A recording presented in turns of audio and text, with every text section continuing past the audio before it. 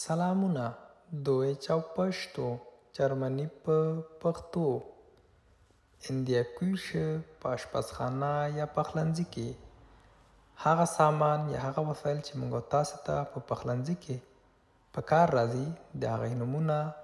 تاسو ته ما راوړي د مثال په ډول die Gabel, der Löffel, das Messer,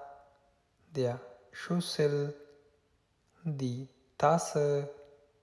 der Teller, der Topf, die Pfanne, das Glas, der Krug, der Messbecher, die Teekanne, die Zitronenpresse,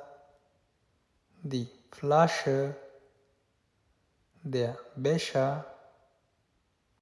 der Pfeffer- und Salzstreuer, das Schneidebrett, das Sieb, der Suppenlöffel, der Mörser, der Pfannenwender, der Kochlöffel, der Korkenzieher, der Schneebesen, das Modellholz, der Stuhl, der Tisch, die Schublade, die Vase